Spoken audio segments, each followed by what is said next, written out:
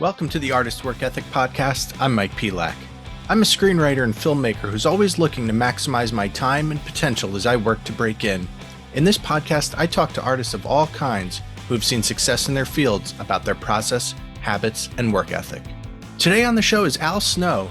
Al's a professional wrestler, having portrayed a variety of characters, and best known for his time in the WWE, where he was a tag team champion, hardcore champion, and European champion. Since leaving the ring, he owns Ohio Valley Wrestling, was a road agent for Impact Wrestling, acted in a number of films, and wrote a book called Self-Help: Life Lessons from the Bizarre Wrestling Career of Al Snow. All right, Al, thank you for coming on with me today. Thank you very much for having me. I really appreciate you giving me the time. So you're best known as an in-ring wrestler, and you do a ton of other stuff too. You're the owner of Ohio Valley Wrestling, run a wrestling school, have acted in movies, you've written a book. What's driven you to branch out like you have, even with the successful career in the ring that you had? I think it all comes down to really something pretty simple, and that is just passion. It's something that I really, really have always it's brought joy to me to do. I see people all the time on social media talk about, back to the grind. And I can tell you honestly, in the 39 years that I've been a professional wrestler, I've been pursuing what I enjoy doing. I don't misunderstand. I've worked very hard, but I don't think I've ever did a grind. And I don't think I've ever really sacrificed. Everybody talks about sacrifice, and I don't think it's a sacrifice when it's something that you want to do, that you truly are passionate about and you enjoy. That old saying about find what you love to do and you'll never have to work a day in your life. I really, really think that applies. I think it's if you're waking up and you are just disliking what you're doing outside of, maybe a day job that you're kind of having to do, then maybe you just shouldn't be doing it. But you know what though? No one has to do anything. I mean, let's be honest. I mean, the only two things we have to do are die and breathe. Those are the only two things we have to do. Everything else is a choice. And if you're not, even if you were, we all have to pursue something. And even just for our own mental health, we have to apply ourselves in some direction. But we obviously, we need to make a living. We need to pay bills. That's how the world works. But if you don't like it, you're not a tree. You're not planted there. You can always leave, and I think people get caught up in the world with this false, and I do mean false, sense of security, of this stability because as human beings, we don't like change. And in my opinion, the one thing you can count on in your life is going to be change. It's just inevitable. It's going to happen. You're never going to stay static. You're never going to stay set in that one place.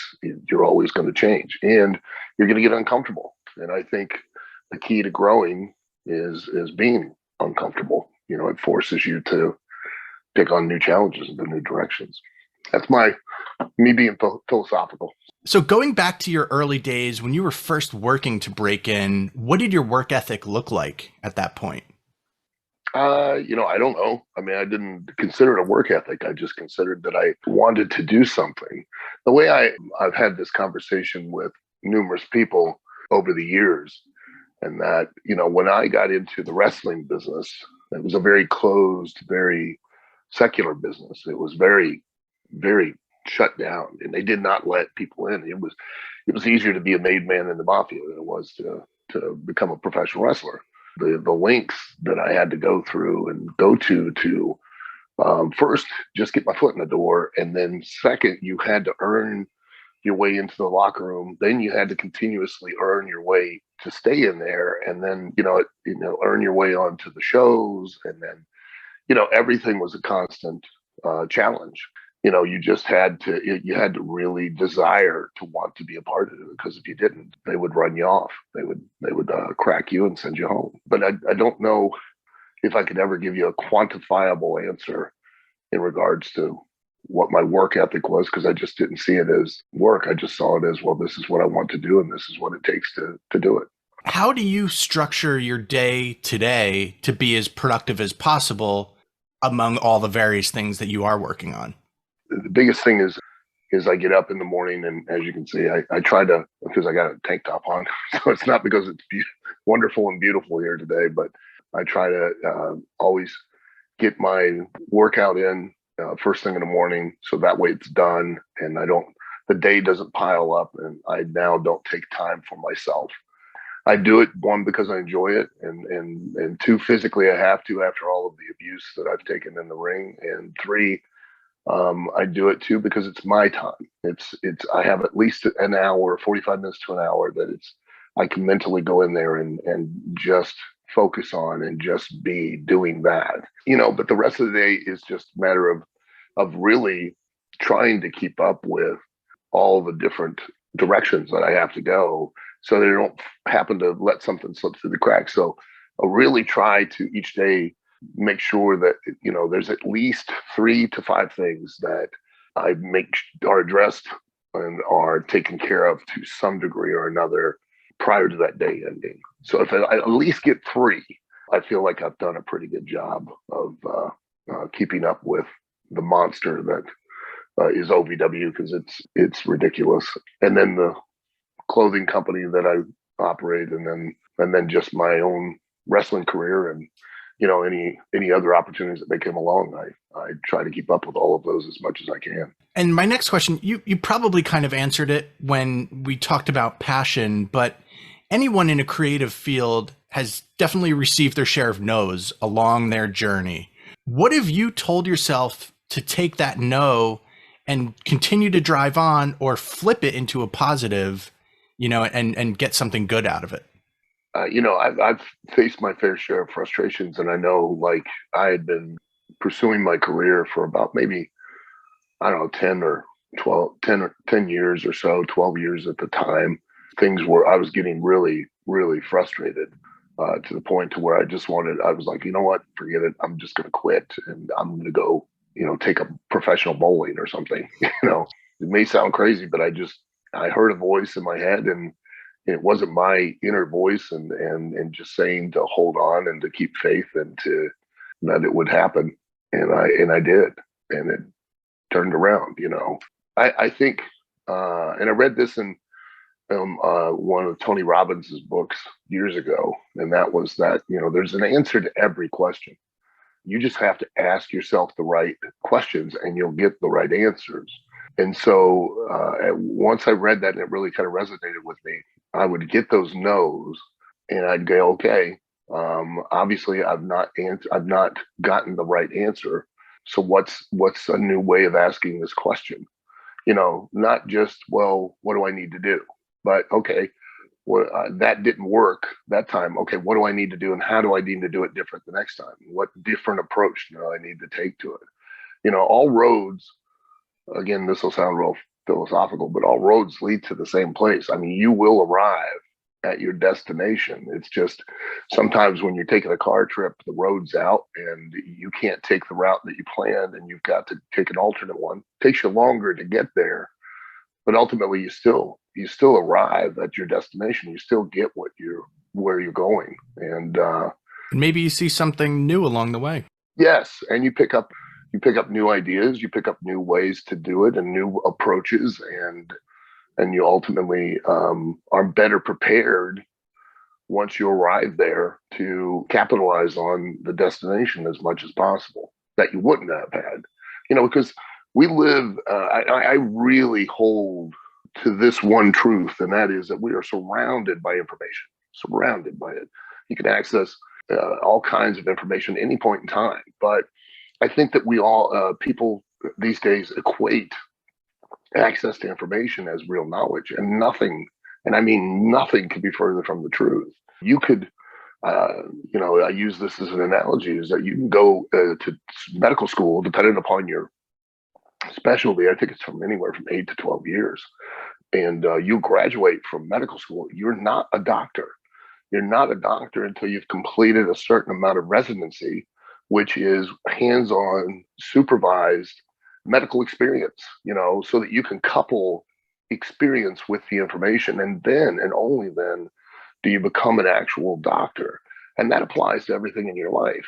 You have all the information you want on a topic, but if you don't have the commensurate amount of experience, you don't have real knowledge. And sometimes taking those alternate routes allow you to acquire the necessary experience that then gives you real knowledge that allows you to be successful once you've reached that destination. So what in your work ethic and your tenacity and perseverance do you think have contributed to the success that you've had to this point? Everything, everything. I'd have nothing if it weren't for, I have one singular talent. I tell people, I say this all the time, one singular talent.